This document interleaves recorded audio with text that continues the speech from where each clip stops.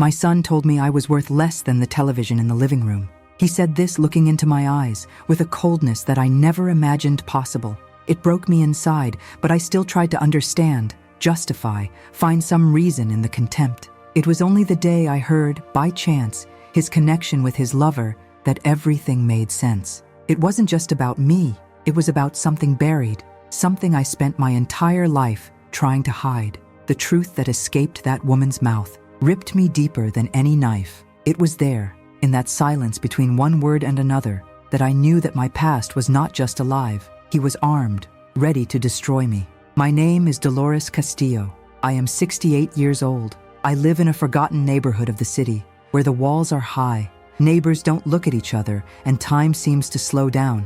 For years, I owned a thrift store, a small place, full of old things that no one else wanted, but which, in my hands, gained new life. After I closed the thrift store, I came to live with my son. I thought it was just until I got back on my feet. But the truth is that I never got off the ground. He received me with a smile, with promises, and I wanted to believe. We want to believe in our children, even when everything says we shouldn't. My son, Daniel, is 39 years old, business person, successful, they say. Take care of the image, from the house, from the car, from the new girlfriend.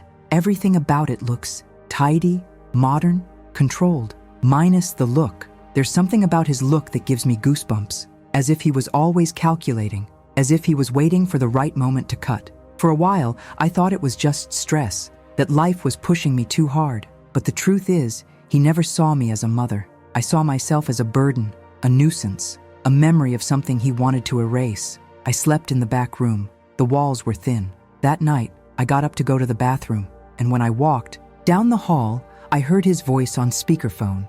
He was on the phone with his lover, laughing, commenting that I didn't fit in with the decor of the house, that he wanted to admit me, but without raising suspicion. And that's when she said that I didn't deserve pity, that a woman like me, who had done what I did, deserved to rot alone. His silence was what killed me, because he didn't deny it, didn't disagree. It just stayed quiet, as if accepting, as if he knew, as if I had discovered everything. I returned to the room with wobbly legs. I sat on the bed and looked into the dark. The fan made a low noise, as if whispering an ancient warning. I knew this day would come, the day when the past was stronger than the present, the day the lies would begin to break. But I didn't think it would come from my own son's mouth. I didn't think he would be the first to push me. I kept calm. I pretended not to have heard anything. I made coffee the next day. I washed the dishes. Smile. Because I learned from a young age that smiling can be a form of war. But that morning, something inside me changed. For the first time in many years, I went to the old dresser where I keep my oldest things. Among yellow photos, torn letters, old coins, I found what I was looking for, a small cassette tape, marked with a number that only I knew the meaning of. That wasn't just an object, it was the key to everything. It was the only evidence left of a crime that was never revealed. A crime that I was made to carry alone. And now, perhaps, it was about to explode. On the tape, the voice of a powerful man, who many believe to be a saint, is recorded. A politician, a judge, a pastor. It depends on the country. It depends on the season. But his voice is there, clear, ordering evidence to be erased, threatening my sister, negotiating my freedom in exchange for my silence. I kept that for 34 years. I never showed it to anyone, because I thought the past could be buried. But what I heard that night showed me that the past was digging its own grave to bury me alive. The cruelest thing was not the betrayal. It was realizing that I raised my son with everything I had, that I made choices that cost my soul to give him a better life. And in the end, he looks at me like someone looking at an old piece of furniture, something that should have already been thrown away. But I'm still here. And if the past has returned, then it's time to turn on the lights. If you've ever felt like your story was buried by those who were supposed to protect you? If you've ever been treated like a weight, like an object, like an uncomfortable memory, I need you to stay with me until the end of this story, because maybe you'll discover that it's never too late to regain your dignity, even when everything seems lost. Here on the Emotion of Age channel, we don't tell fairy tale stories. We tell stories of women who were judged, forgotten, silenced, but who decided not to die in silence. So leave your like, subscribe to the channel, and activate the bell. You will understand why this story, it's not just mine.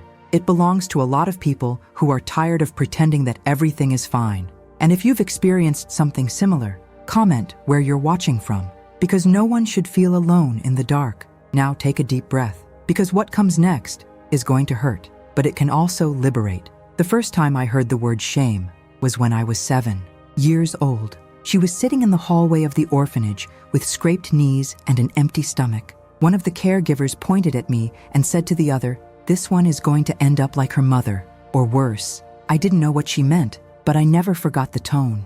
Years later, I discovered that my mother was in prison for robbery. Nobody told me exactly what happened. They said it was a mess, that she was in the wrong place at the wrong time. But over time, I understood that there was no right place for poor and alone women.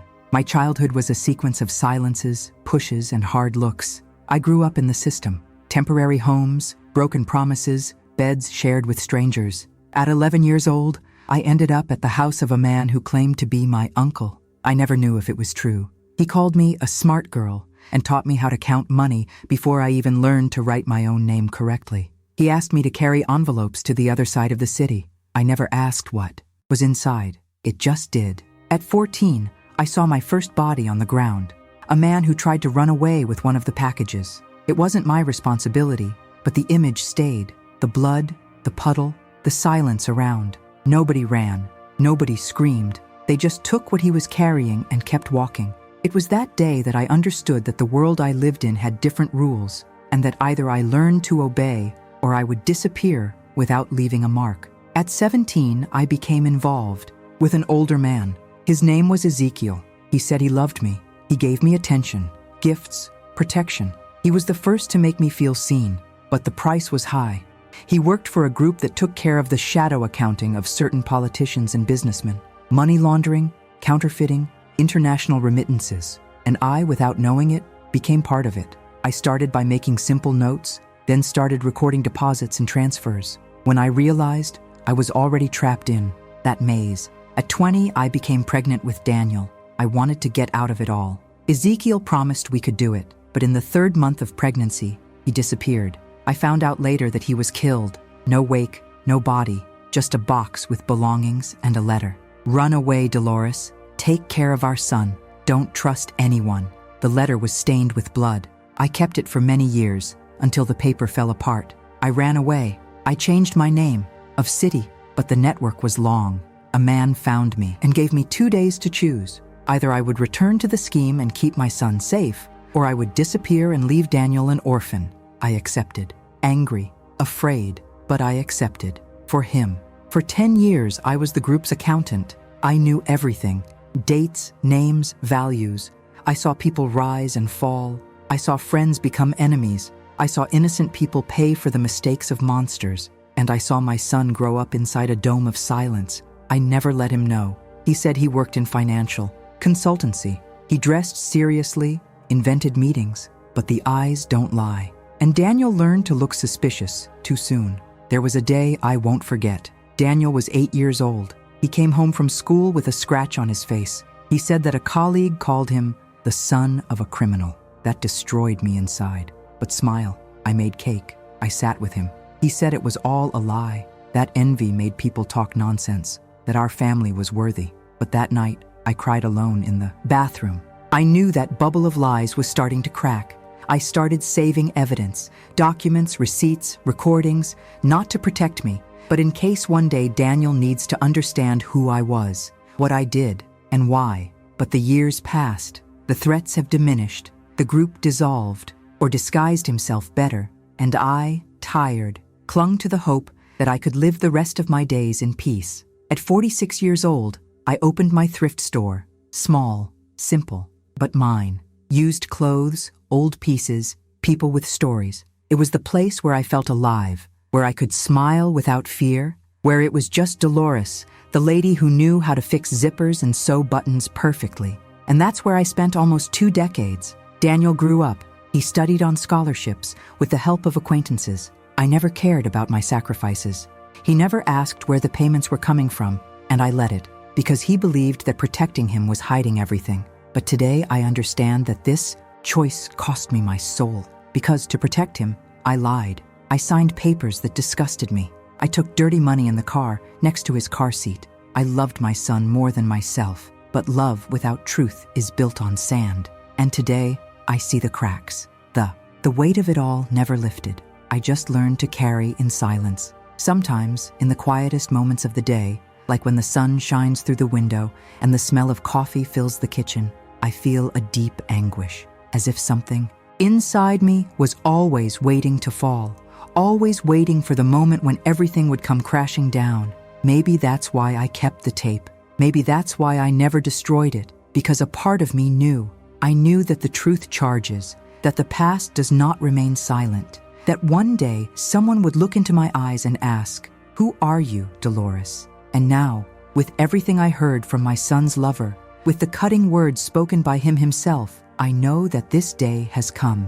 If you've ever had to hide parts of your story to protect someone, if you've ever remained silent, thinking that silence was the only form of love, leave your comment. Tell me what city you're watching, because maybe together we can understand that there is no protection without truth. If this story is moving you, don't forget to leave a like, subscribe to the channel, and activate the bell. Here at Emoção de Agência, each story is a window into what has not been said, and what is left unsaid always comes back. I felt that old chill again 3 days after the call. I was in the backyard, hanging out clothes, when I saw the black car parked in front of the gate. The windows were dark, the engine was running, and no one was getting out. I lay still for a while, pretending I didn't notice, but my heart was beating with an urgency I hadn't felt in years. After a few minutes, the car drove off slowly, like someone who wanted to be seen but not identified. That same night, when I went to take out the trash, there was an envelope under the doormat. Inside, just an old photo. Me, younger, entering a government building, accompanied by 2 men. One of them, the one that threatened me at that time. The other, dead more than 20 years ago. The past had knocked on the door, and this time, he brought proof. I spent sleepless nights. I mentally reviewed every detail of the last 30 years. I wanted to believe it was a coincidence, that it could be a prank, someone trying to scare me. But the heart of anyone who has lived in the underworld knows the signs well. That was a warning. Someone was wanting me to know they found me. Who knew who I was? Who knew what I did? In the following days, Daniel became even colder. He avoided me. He spoke to me like someone talking to a forgotten object. I noticed he was looking through my things. One day, I came home and my dresser had its drawers out of place. The cassette tape, the original, was still where I left it. But I realized that someone touched her. Maybe he didn't know what it was. Maybe he couldn't hear it. But just the fact that she had been moved made me shiver. One morning, the phone rang. It was an unknown number. I answered with a firm voice, trying to maintain control. On the other side, a male voice, calm but threatening, simply said, "You should have destroyed that," and hung up. Minutes later, I received a message on my cell phone with the same photo of the envelope, this time expanded. It was a reminder, or an ultimatum. That's when I started to think that it wasn't just the past coming back by chance. It was someone using my past as a weapon, and that weapon was in the wrong hands. I went to look for help. I visited a woman I worked with briefly many years ago. She now ran a small church and pretended not to remember anything. But when I showed her the photo, her expression changed. She told me that in recent months, other names from the past were reappearing in gossip circles, people wanting to reopen old wounds, journalists investigating former politicians' connections with women who mysteriously disappeared. I wasn't the only one being watched, but perhaps she was the most vulnerable. I returned home in shock, and the worst happened that night. Daniel arrived with glassy eyes, aggressive. He asked directly what was on that tape. I tried to talk it out, saying it was just an old recording of a personal conversation, but he didn't accept it. He said someone contacted him offering valuable information about me, that they were trying to extort him, that I was putting everything to waste, the house, his career, the family name. He accused me of being selfish. He said I should have thought about him before getting involved with dirty people, that everything I did in the past was now his responsibility.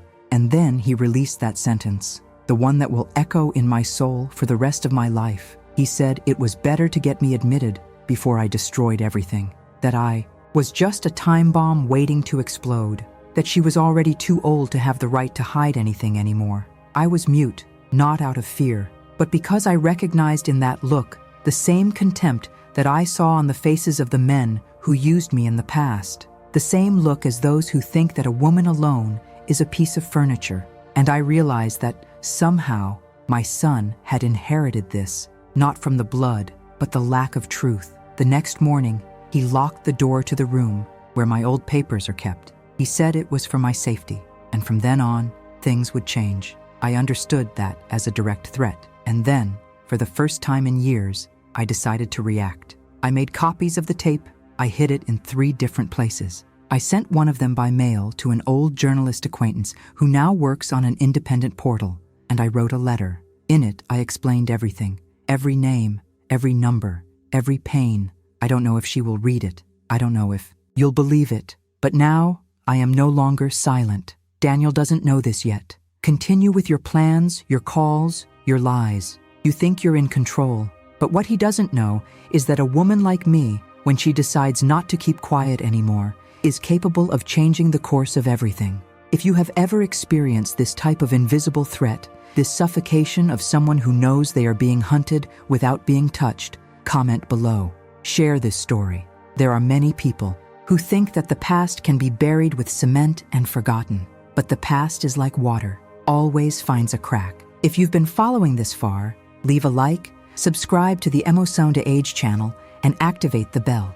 This story will also show that the truth, when it explodes, does not choose sides. But yes, it can free you. The pressure was building up like a storm about to break. The days began to weigh more than the nights. Daniel avoided even looking me in the eye. When he spoke to me, it was always with short, cold words, as if each sentence was an obligation.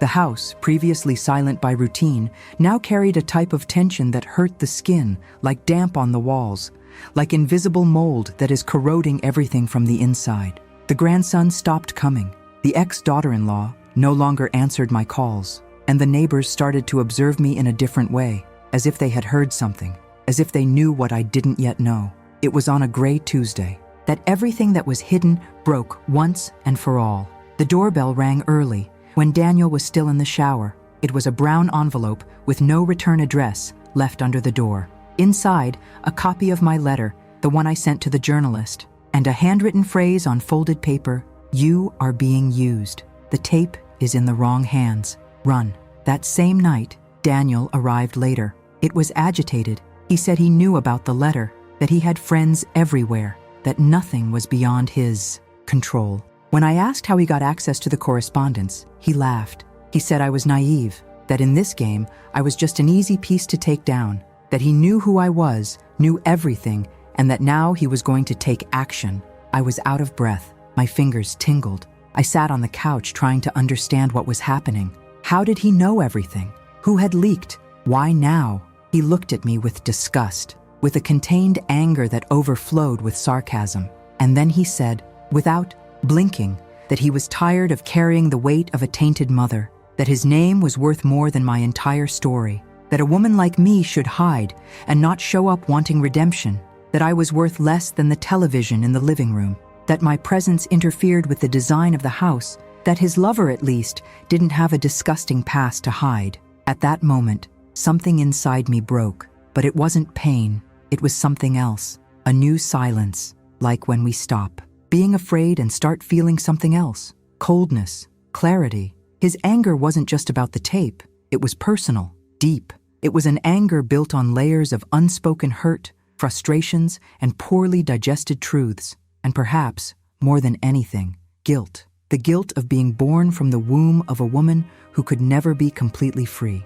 The next morning, I went to the room he had locked and discovered that he was going through my old papers, documents that had names, accounts, confidential, data. And I discovered something worse. He had already sent part of it to a contact of his. It was the lover. That woman was behind everything. She was the one who received the ribbon first. She was the one who started the blackmail. It was a double play. She wanted to destroy me for something that happened in the past, and he wanted to get rid of me to keep his image clean.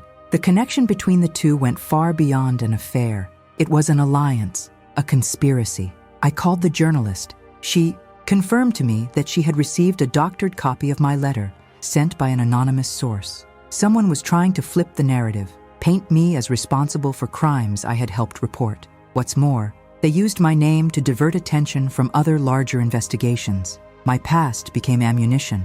My silence turned into weakness. I spent the night awake. I walked around the house, looking at the walls, the old photos, the pictures that I hung with care. And first, for the first time in a long time, I cried out loud. I cried with my whole body, with a wounded soul. It wasn't just fear, it was humiliation.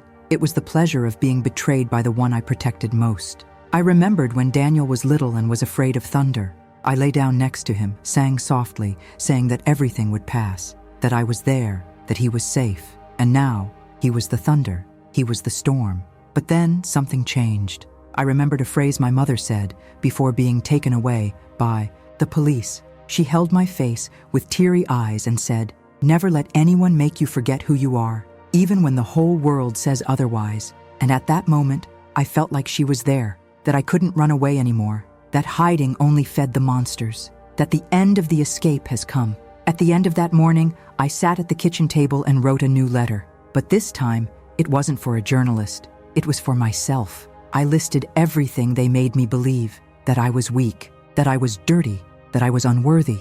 And with each line, I tore up an old piece of paper, a contaminated memory, a lie that I accepted as truth. I burned everything, one by one, until only a piece of tape remains, now digitized and saved in 3 different places. And with one click, I sent it to a secure contact. The truth was no longer mine alone. The next morning, Daniel came into the kitchen and said that his mistress was thinking about suing someone who accused her of extortion.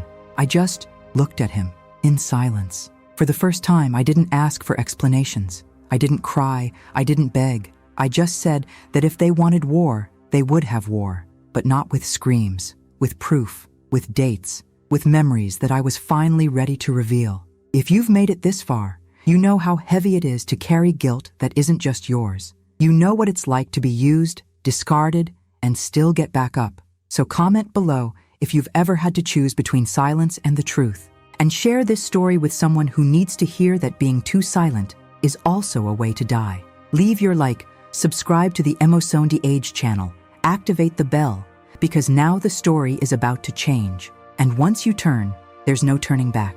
Justice will not just be a dream. It will have a name, date, and a firm voice saying, enough. The first concrete action I took was simple, but definitive. I walked to the LAN house in the next neighborhood, a place forgotten in time, with slow computers and the smell of musty paper, and anonymously sent the audio from the original tape to 3 strategic destinations. One went to an NGO specializing in human rights and historical memory. The second for an independent investigative journalism channel. And the third to an email from a former lawyer who, years ago, had offered me help when everything seemed to fall apart. She was ethical, firm. She had abandoned the profession out of disenchantment, but she kept her word. If I needed her one day, she would be there. That day, I needed it. The shipment was made at 6 in the morning. When I returned home, the sun had barely risen and the world still seemed quiet. But inside me,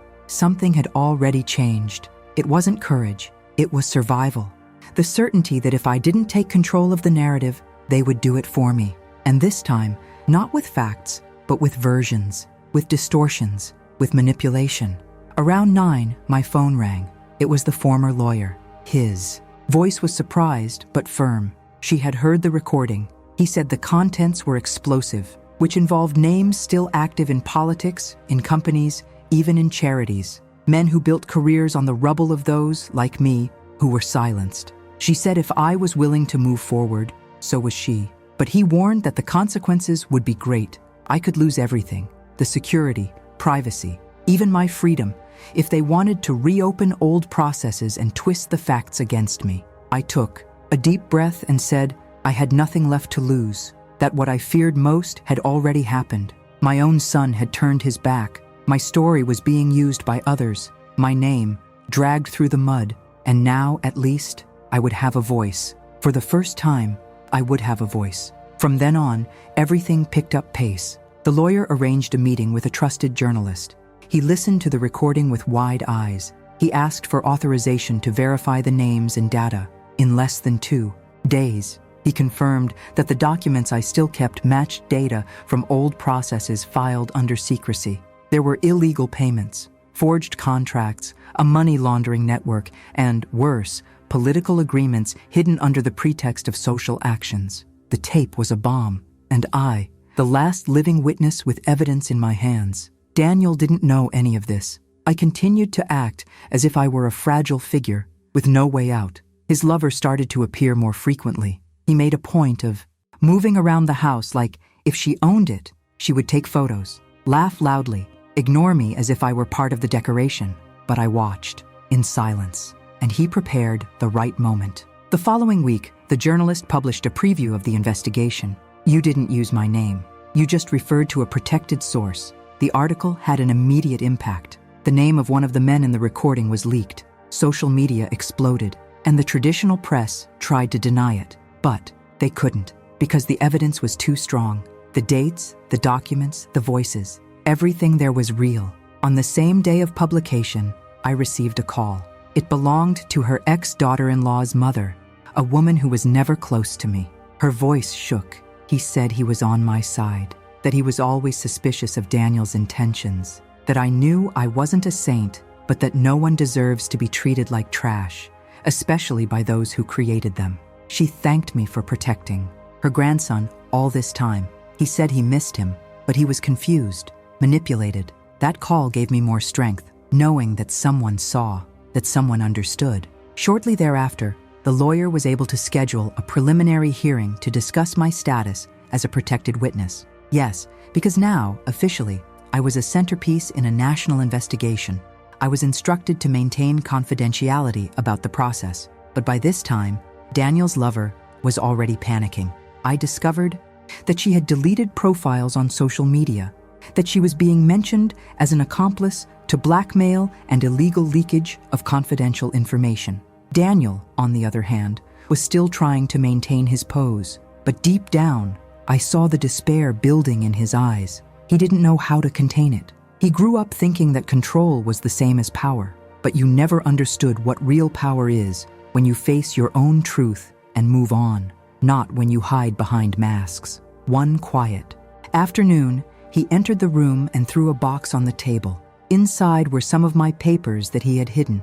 He said he didn't want to be involved anymore, that I could do whatever I wanted, that he just wanted it all to end. I looked at him and asked if he really knew what he was asking. He didn't respond. It went out. He didn't come back that night. I was left alone, looking at the box. And inside was more than documents. It was proof that he, deep down, knew. I always knew, and yet he chose to turn his back. In the following days, new evidence emerged. Old names reappeared. One of them, a man I thought was dead, contacted my lawyer. He wanted to testify. He said he was tired of living in fear, that he wanted to clear his own name, and that, if I opened the way, he would come along. The game was turning, and this time, I was no longer alone. If you feel that this story is touching you in some way, if you have experienced something similar, if you have held back truths out of fear or shame, comment here. Leave your mark. No one can erase the truth of those who decide to speak. Leave your like, subscribe to the Emoção de Velo channel, activate the bell, and share this video with someone who needs to understand that, even after so much silence, it is still possible to speak. And when you speak truthfully, the world listens. The hearing was scheduled for a cloudy Monday, as if heaven itself knew that it would be a heavy day. I arrived at the forum building early, accompanied by the lawyer and by a silence that hurt more than any word said until then. The room was cold, full of echoes, and the smell of wet paper mixed with cheap perfume reminded me of old corridors from the interrogation era. But this time, I wasn't the defendant. I was the centerpiece of a forgotten truth. I was there to confront decades of lies, not to apologize for having survived them. Daniel didn't show up, not even the lover. Maybe out of fear, maybe out of cowardice, maybe because they knew they no longer had control, but they were represented by an arrogant lawyer who tried to paint everything as a misunderstanding, as the ravings of an elderly woman trying to get attention. He didn't use those words exactly, but every comma in his speech screamed it, that I was just a resentful old woman, that he wanted revenge, that there was no real proof. The judge, a middle-aged woman with a watchful eye, asked me to speak, and I spoke, not angry, not with tears. I spoke firmly. I started by telling you what I experienced, the threats, the forced choices, the way I was dragged into a system where my silence was more valuable than my freedom. Said names, dates, values. I handed over documents. I mentioned account numbers, specific memories, details that no one could have invented. The room, which had previously been filled with boredom, began to fill with dense tension. The lawyer on the other side tried to interrupt, but the judge didn't allow it. She wanted to hear. I wanted to understand. When the tape was played, the sound of that powerful man's voice echoed across the room. Allow. He spoke like all the owners of the world spoke. Safe, cold, threatening, instructing, negotiating as if lives were pieces. That silenced even the most skeptical. The judge paused the recording and remained silent for a while. It was as if she was also digesting the truth. A minute later, he looked at me and said that, regardless of what came next, what I had brought there would change the course of important investigations, and that needed to be taken forward. It was there that I realized it was no longer about me. It wasn't just my story anymore. It was the story of many women like me who were buried in silence, erased with fear, manipulated with promises that were never fulfilled. It was the story of an entire generation marked by choices no one should have to make. The press, which previously ignored everything, began to take an interest. A journalist came to me at the exit of the forum. I wanted an interview. I denied it. It wasn't time yet. I didn't want a spectacle. I wanted justice. But a week later, Daniel's lover's name appeared in a new lawsuit. The extortion complaint was accepted. Her connection with the letter leak was proven. Camera footage showed her accessing the files in my room without my permission. Her face appeared on websites with headlines saying that a network of manipulation and blackmail was being uncovered. From then on, she disappeared. Daniel sent me a short message. He didn't apologize. He just said he needed time, that he was going to another country, that he didn't want any more contact. I didn't cry, I didn't scream, I just breathed. Because at that moment, I understood that sometimes justice is not what we imagine. It's not a hug. It is not reconciliation. Sometimes justice is the silence of the one who thought he was going to destroy you, recognizing that he lost. In the days that followed, new documents emerged. Other witnesses appeared. The NGO that received the tape got in touch saying they were starting a campaign so that cases like mine could be heard, investigated, and recognized. For the first time, I was called a source, as a whistleblower, of survivor, not a criminal, not out of shame. The judge asked me to participate in a meeting with other women in a similar situation. I went. I entered the room suspiciously, but when I saw those women sitting in a circle, each one with the look of someone carrying more than life allows, I understood that this was the real judgment, not what happens in courts, but what happens when we look in the mirror and finally recognize ourselves. I told my story. They listened. Some cried. Others shook my hand. One of them said that she saw me on television, that she thought I was just another one of the culprits. But after listening to my speech, he understood that truth and guilt are not the same thing, and that dignity is not a gift. It is a choice. I came home and felt something different. The same house, the same walls, but something in me had changed. I walked to the living room mirror, the one that Daniel liked so much, the one he said matched the decor. I looked at my reflection, and I saw myself whole. For the first time in decades, I saw a real woman, not a ghost from the past, not a burden, not a shame. I saw a woman who fell, but didn't let herself be buried. If you believe that every story has a moment of truth, leave your comment. Write down below what you felt when listening to this excerpt. And if this part of the story touched you in any way, share it with someone who needs to know that there is still time to turn the tables. Leave your like, activate the bell, subscribe to the Emosondi Age channel, because here, we don't count perfect endings, we count fair endings. And justice sometimes comes after years of silence, but when it comes, it tastes like freedom. It's been 11 months since that day, in court, from the tape, since the explosion of everything I carried in silence for more than 30 years. Sometimes it seems like it was yesterday. Sometimes it seems like it was in another life. A lot has changed. Not everything, Life is not a movie, nor a miracle. But it changed enough that I could, for the first time in a long time, breathe without fear. Today, I live alone in a small 2-room apartment in the suburbs. The view from the window isn't pretty, but there are trees. And in the morning, the sun comes in without asking permission, illuminating the light walls that I painted myself. The plants on the balcony have grown, the leaves touch the glass, and every now and then, a bird lands there. I learned to live with silence, but now it's a different silence. It is not the silence of those who hide. It is the silence of someone who no longer owes anything to anyone. I wake up early. I make coffee calmly. Sometimes I turn on the radio. Sometimes I only hear the sound of the world outside. On Saturdays, I teach at a small community sewing and clothing restoration workshop. The students are women like me, mature, some coming from difficult stories, others trying to reinvent themselves. Us speaks little, but understands a lot. There are days when only the noise of the machines fills the room. And in that noise, there is healing.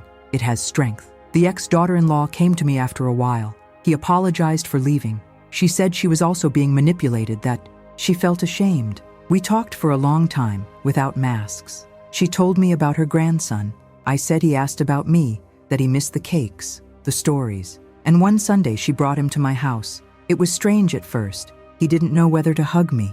I didn't know what to say. But when he saw the plants, he remembered when we watered together and smiled. And in that smile, I saw everything that could still be rebuilt. Now he comes to visit me every 2 weeks. Sometimes he sleeps here. We cook, watch old movies, talk about simple things. He still has questions he doesn't know how to ask, and I still have answers that I don't know how to give. But we are learning to walk alongside each other, honestly, without pretending, without promising what you can't deliver. About Daniel, I didn't hear anymore. I found out from acquaintances that he moved to another country, who changed his name, who tried to start again. I don't wish him any harm, but I don't expect anything else either. I had to accept that not every child comes back, that not every bond can be remade, and that sometimes loving someone also means letting them go, even without forgiveness, even without explanation.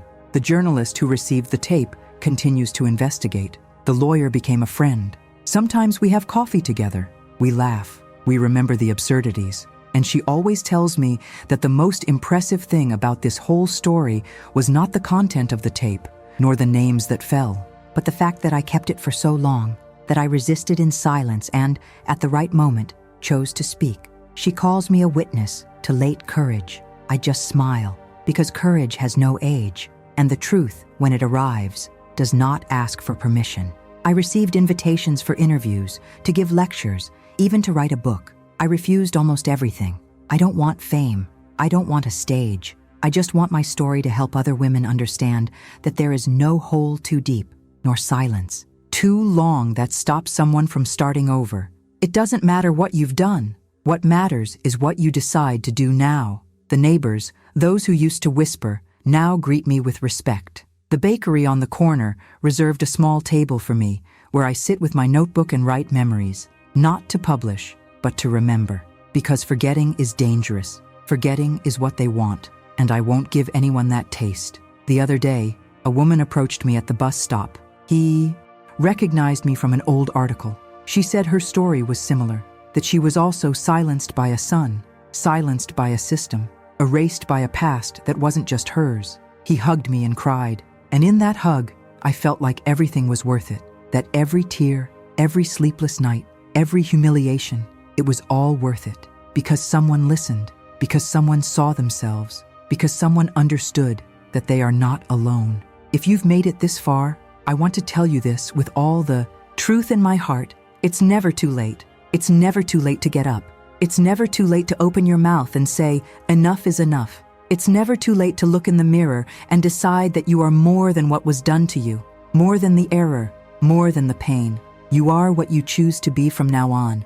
If this story touched your heart, if at some point you recognized yourself in me, comment here with the word dignity. Yes, write dignity, because that's what it's all about. Because that's what they tried to take from me. And because that's what I got back. Dignity does not come in the blood.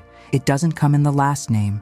It comes in the courage to no longer accept living in silence. Leave a like, subscribe to the Emoção de Velo channel, activate the bell, and share this video with someone who needs to hear this today. Someone who feels like it's past time, that they no longer have a chance, that they're too old to change. Because it's never too late to recover your own history. And as long as there is truth, there will be a way. I'm Dolores, and I'm not perfect. But now, finally, I am free. The object that got me through all of this is still in storage. The tape, or rather now, the digitization of the original tape. The content remains the same, but what it represents has completely changed. Before, that recording was a painful reminder of how much I was used, threatened, and silenced. Now, she is something else. It became a symbol, a turning point. People who never knew my name now refer to me as the woman on the tape. Some see me as a reference, others as a threat. What matters is that no one ignores me anymore.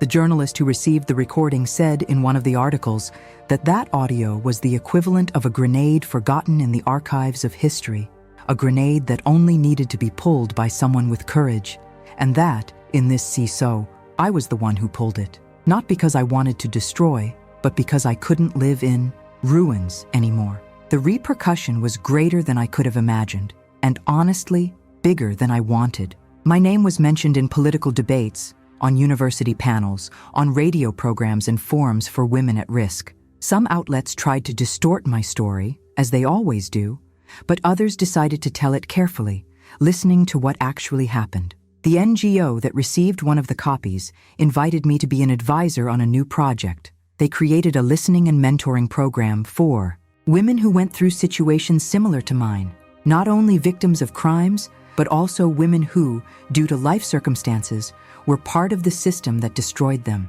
Many of them didn't know where to start. Others were afraid of being called accomplices. And some didn't even know that what they experienced had a name: humiliation, silence, bribery, forced guilt. At first, I was hesitant to accept the invitation.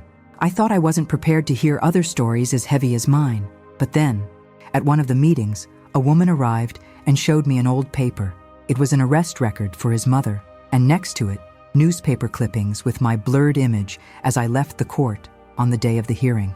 She said seeing it gave her the courage to seek help. That, because of me, she now wanted to understand what really happened to her mother. At that moment, I realized it wasn't about me. It was about taking a step that others can't take alone.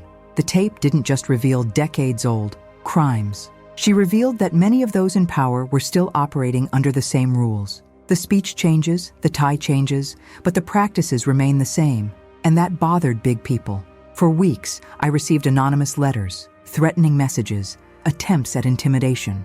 One of the former names mentioned in the audio tried to file a lawsuit against me, alleging defamation, but the documents spoke for themselves. His case was dropped, but his reputation was damaged, not for me, but for the truth.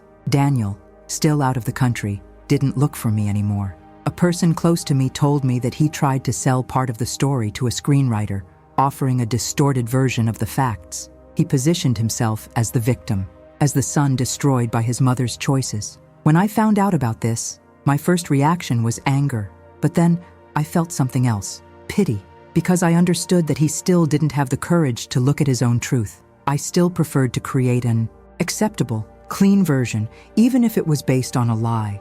And whoever lives a lie never sleeps in peace. His lover disappeared from the media. He changed his name, changed states, maybe even countries. They say she's trying to rebuild her life somewhere where no one recognizes her.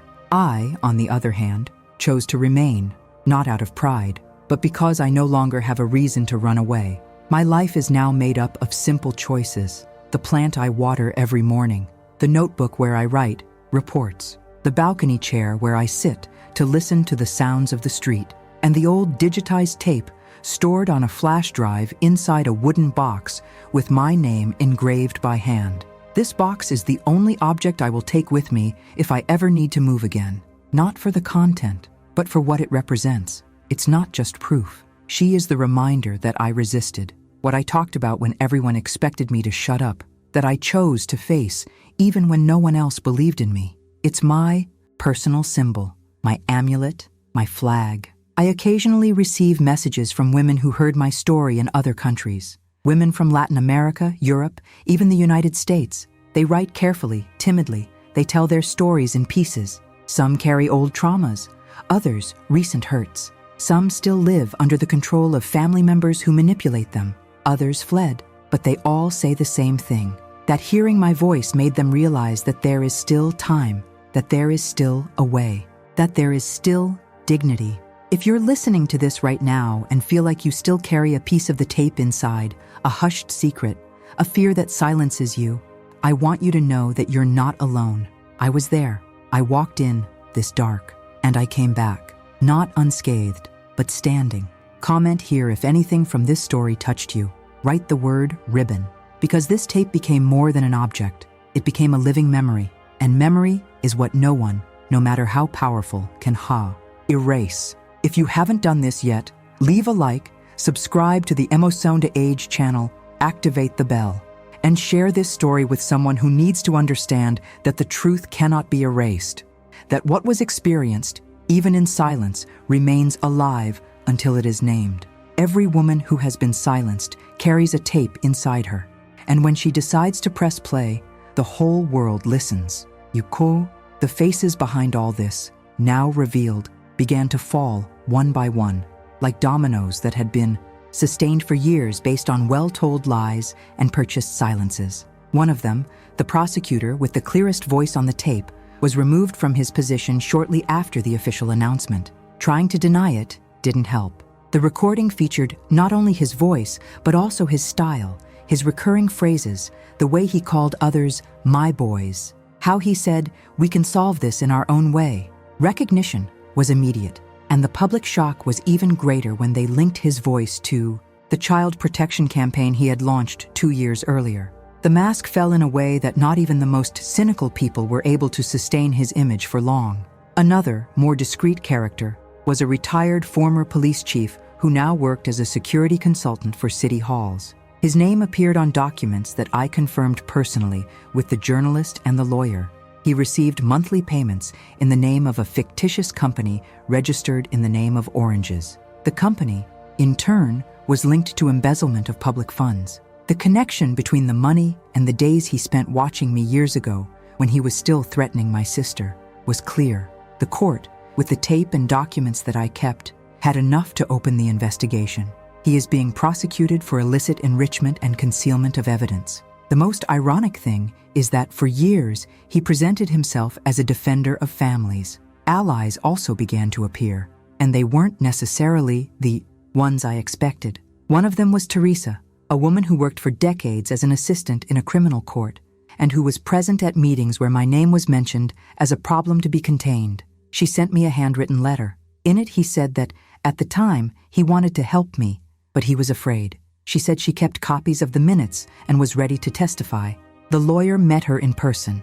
Teresa not only confirmed everything, but also brought new documents, internal letters, memos, verbal orders. His courage came late, but it arrived, and with it, it reinforced everything I said from the beginning. I also received support from someone I never imagined I would see again. A man who, in the past, was by my side in the scheme, but who left before the final fall. His name was Ernesto. He reappeared through my lawyer, asking to talk. I thought it was blackmail. Old fear, perhaps. But no. He came to me with a guilty conscience. He said he watched the recording, recognized my voice, and cried that he felt cowardly for never having done anything, who moved away to survive, but who never forgot. Ernesto handed over 2 notebooks of old notes. They contain details of the financial flow that passed through the hands of 3 powerful names still active in foundations and business councils. The documents matched the data I already had. Ernesto didn't ask for anything, just for your name to remain silent, and I respected it. The antagonists tried to react. One of them, a lawyer known for defending white-collar criminals, published an article saying it was all sensationalism, that women like me were disposable parts of the system, and that they were trying to portray themselves as victims to hide their own crimes. The article circulated and was shared by people who never liked seeing women speak loudly, but the answer came quickly. The journalist published an article with unpublished excerpts from the tape, proving that this same lawyer had benefited from a case in which my complaint was ignored to favor a politician. He backed away. He asked for a retraction, and he disappeared for weeks. At this point, I was no longer trying to prove anything. I just let the truths confirm themselves. It was like watching a house of cards fall, one by one, without having to touch it. All it took was for the truth to breathe, and she breathed. Among the unexpected allies was also the daughter of one of the women who, in the past, was used by the same system that dragged me. This daughter, now a psychologist, wrote to me emotionally. He said he grew up thinking his mother was guilty, that he felt ashamed, that he hated every trace of resemblance to her. But after hearing my story, you understood. She understood that many women do not choose the path. They choose to survive, and that surviving is not a crime. She now coordinates a support group for women over 50 who have been scarred by old, unfair legal proceedings and who have never been able to tell their side. I attended one of the meetings. I didn't say much, I just listened. But in that circle of women, each look said what no official sentence will ever be able to annul. My story became a burning beacon, not because I wanted to, but because the time has come. And when the time comes, there is no turning back. I'm not a heroine, not a martyr. I am a woman who has been put against the wall, often by people of her own family, and that he decided not to back down any further. And it was this decision that became the key. If you are listening to this part of the story and realize that there are faces from your past that still need to be confronted, names that you carry silently, moments that have never been explained, then write the word truth here in the comments. Because the truth is like a river. She always finds where to go. It may take a while. You can find stone, but eventually it arrives. Leave your like right now, activate the bell, subscribe to the Emoção de Age channel, and share it with someone who needs to understand that when a woman decides to react, even those who thought they were untouchable start to tremble. Justice begins with courage, but it is built with memory. And mine, now, no one deletes it anymore. People often imagine that justice comes as a prize, that after everything has been clarified, after the evidence has been shown, after the masks have fallen, life simply falls into place, as if someone reorganized everything by magic. But the truth is different. Justice, when it comes with weight, comes with charge, comes with a scar. It's not a party, it's breathing. It's a fresh start from scratch, but with the calloused hands of someone who has lost everything before. After the repercussion of the tape, after the names began to crumble, I was called to testify again, this time in a broader process, with other names involved. Sitting in that room, surrounded by men in suits and cynical looks, made me relive one of the darkest phases of my life. But now, I was in another position. She was no longer the silent woman, nor the one who needed to negotiate to avoid being erased. I was the woman who knew, the one I remembered, the one he had resisted, and that in itself was a power they could not touch. The day after the hearing, I received an unexpected visitor, a young woman in her early 20s. Firm eyes, serious face. I said I was working on a documentary film project and wanted to record my story, not to make me a celebrity, but to preserve what she called living truths that the system tried to erase. I said I needed to think. She thanked me and left a handwritten note with an excerpt that touched me deeply. He said, "Memory is a battlefield, and each story told is an occupied trench." I kept the note. I still haven't given an answer, because more than counting, I'm learning to breathe again. That same week, I received an invitation from a legal support center to participate in an event about late justice. I was in doubt, but I accepted. I spoke in front of a full room.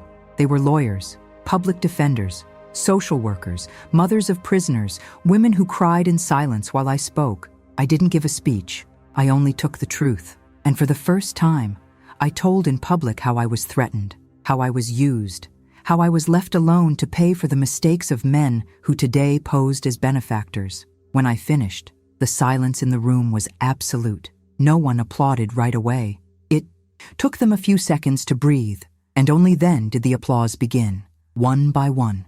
No hysterical noise. It was a painful applause, as if each clap was also a collective apology. Returning home after this type of event is like crossing an internal desert, because we touch wounds that were quiet but never closed properly. I sat on the porch for hours, looking at the sky.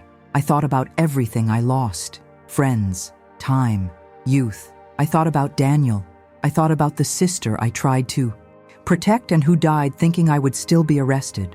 I thought of myself, at 20 years old, trying to understand the world with a child on my lap and a gun in the glove compartment. And there, in the dark of that hot night, I realized that true justice did not come in the courts. She came the moment I stopped pretending, when I assumed my story with all its stains. The sacrifices were many. People turned my face away. Relatives who never helped me now treat me as a source of shame. They say I'm just looking for attention. A woman who gets involved in something wrong has to accept it in silence. But what they don't know is that I've been silent for too long. I've been humiliated, made invisible, used, discarded. I've been treated like dirt in my own home. I've heard from my own son that he was worth less than the television in the living room. I no longer have space inside me to carry shame that doesn't belong to me. What I carry now is the certainty that my dignity has been rescued, not because someone gave it to me, but because I took her back, by force, with document, with words, with courage. That's what dignity is. This is when we decide that we will no longer accept emotional crumbs from anyone, not even family, not even a man, not even system, not even his own fault. The consequences were not only moral. I had accounts temporarily blocked while they investigated old deposits. I had to provide clarifications about movements from 20 years ago. People filmed me leaving the house. My name became a sensational headline for a few days. But all of this, compared to what I've already experienced, was small. It was just the price of those who choose to break the cycle. Today, when I enter the market, people still look at me, some with respect, others with judgment, but none with pity. And that, for me, is already a kind of victory. Because I'm no longer the woman who needs to hide her eyes. I am the woman who speaks. Which points? What do you remember? If you feel that you have already carried guilt that was not yours, if you have already swallowed words to avoid losing the little piece you had, write here in the comments the word enough. Enough silence, enough submission, enough of carrying the weight that others have left on your shoulders. Justice begins when we say, enough is enough. Leave your like, activate the bell, and subscribe now to the Emoção de Age channel. Share this story with someone who thinks it's too late to be heard. Because the truth has no expiration date, and dignity, once recovered, is never lost. Even when the world tries to silence you, mine was recovered with courage, and yours can be too. After everything I've experienced, I needed to relearn how to live with my own limits, because the body keeps the marks, but it is in the soul that the deepest cracks remain. Starting over after so long of silence is not like turning the page in a book. It's like trying to write on torn sheets of paper. We try, insist, but you need to learn to accept that some sentences won't come out perfect, and that's okay. What matters is writing. What matters is to continue. My days now follow a calm rhythm, but it is not an empty silence. It is a silence full of meaning. I wake up early, prepare my coffee with cinnamon, organize the plants on the balcony, sit down with my notebook and write. Every word I put on paper is a way of reminding myself that my story exists.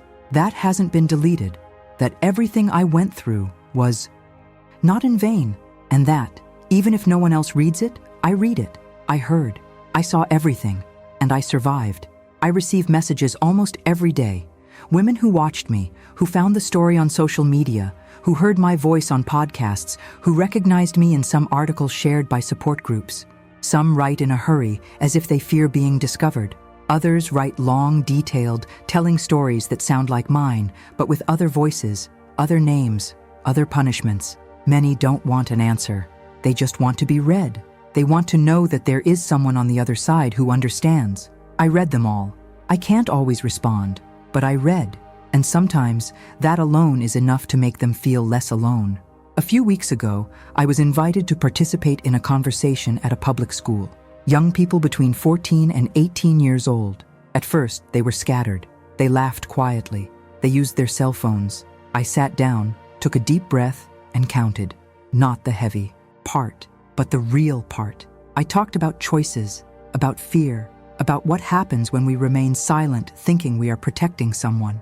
When I finished, a girl looked me in the eye and asked what to do when it's at home that we feel most scared. That cut me up inside. But I held his gaze and said that the first step was to know that feeling afraid at home is not normal, and that no one deserves to live shrinking to fit into other people's silence. I returned home shaken. I spent the night thinking about that girl, and in all the others who grow up believing that being born a woman is already a punishment.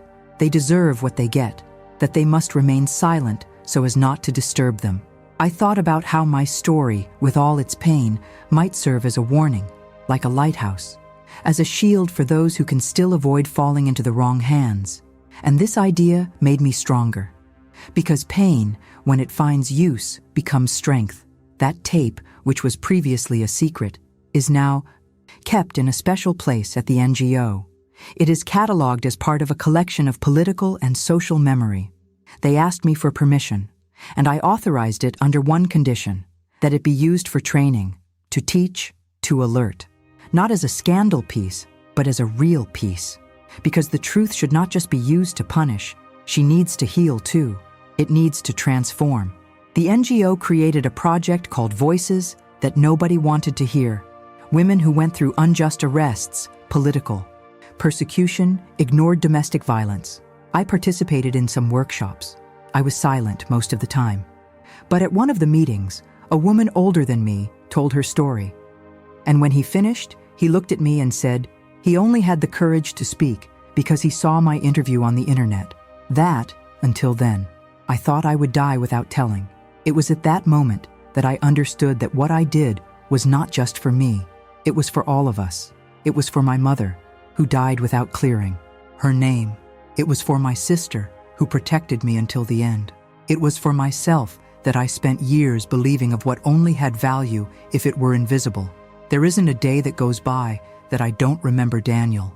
Not like before, with hurt, with anger, but with the serenity of someone who knows they did what they could, who loved in the best way possible, even without knowing how. That he failed, yes, but he also protected. He also fought. He also sacrificed.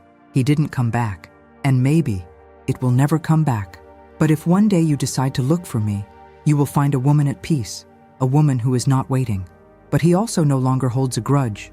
If you are listening to this now and feel that your story is still choked up, that there are still truths inside you that want to breathe, write the word courage here in the comments. Because that's where it all starts. It doesn't matter your age. It doesn't matter how much time has passed. Courage is not shouting. It's constancy. It's the small daily decision to not pretend anymore. Leave your like, activate the bell, and subscribe to the Emosoundy Age channel. Share this video with someone who still thinks they don't have time anymore, who missed the chance, that it's too late. Because if there's one thing I've learned, it's that dignity has no deadline. And as long as there is a breath, there is a way. Courage is to keep walking, even if the whole world tells you to stop. And I'm here, alive, to prove that continuing is worth it. I wanted to end this story with a beautiful silence, with a pause full of everything that no longer needs to be said. But I learned that when we stay silent for too long, words become healing. So, if you've come this far with me, listening, feeling, following every step, every fall, every attempt to get up, I need to tell you with all my heart that none of this would be possible without you, without your time, without your listening, without your silent presence on the other side of the screen on the other side of the story. For years, I believed my past was an untransferable burden, that my wrong choices, the crooked paths, the silences I accepted would forever condemn me to live in the shadow. And for a while, that even seemed true. I walked slowly, as if the ground might give way at any moment. I hid from other people's eyes, even when no one was looking. But there was a day, a precise moment, when something inside me got tired. And it was at that exact moment that everything began to change. I didn't know that the ribbon, that small object kept for decades, would become a symbol of so many things. I didn't know that my words, written in fearful dawns, would be read by other women who also tremble, but don't give up. And I didn't imagine that, after so much silence, I would be able to speak firmly, without lowering my head, without apologizing for existing. The truth is that there is no formula for starting over. There is a decision, there is courage.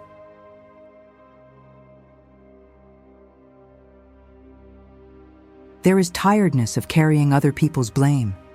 There is a point, an invisible limit, where the injured woman transforms into a lucid woman, no longer perfect, but whole. This story didn't have happy endings ready. I didn't win back everyone's love. I was not embraced by society. I didn't win medals. But I recovered something much greater. I regained my clear conscience. I regained my autonomy. I regained the right to exist without being anyone's property. Not from the system. Not even from the family. Not even old mistakes. I want to leave here my gratitude to all the women who came before me, who paved the way with their silent pain, with their invisible choices, with their screams that no one heard.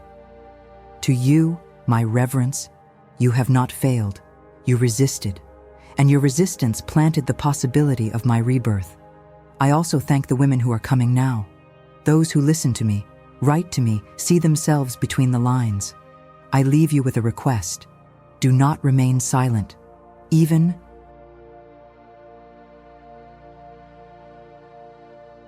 when the world asks for silence. Even when fear says it's not worth it. Speak.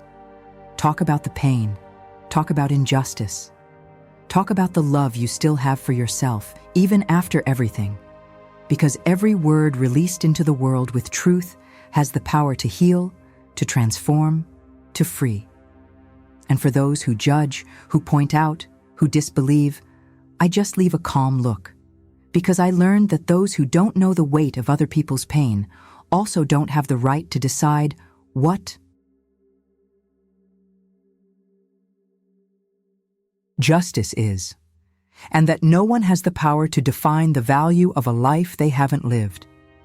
If you've been through something similar, you know. You know how easy it is to be misunderstood, how easy it is to call you crazy, ungrateful, weak. But you also know that only you know the path you've taken to this point. And if today I can sit in this chair with clean hands and a peaceful heart, it's because I chose to no longer carry what wasn't mine. I chose to see myself as I am, human, imperfect, but worthy of a fresh start. And so are you. You are listening, sitting in the living room of your house, or walking down the street with headphones in your ears, or lying down in silence after a difficult day. You can also choose to leave behind what doesn't belong to you and load only the essentials, your courage, your lucidity, your story. Life taught me that we are not born ready. We build ourselves on the pieces we decide to collect. And they're not always the prettiest bits. Sometimes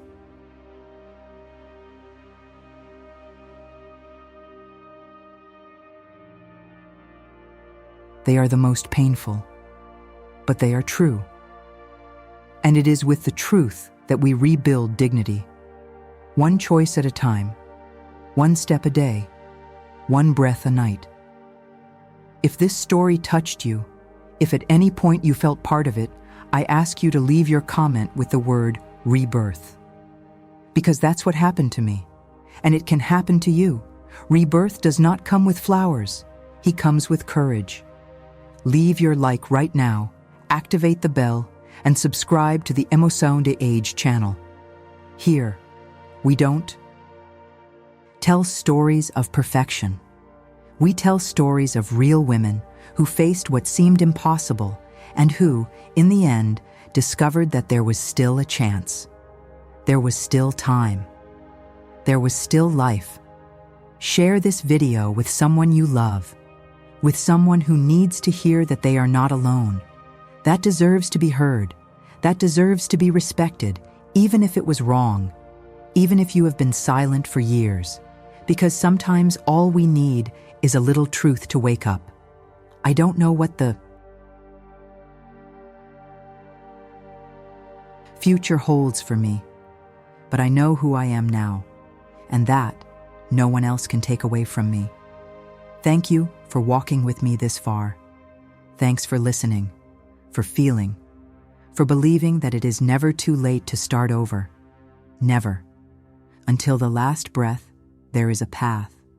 And if there is a way, there is hope. Take care. Take care of your story. And if it's too heavy, start counting. Counting relieves. Tell healing, count saves. Because what is told truthfully, no one can erase it.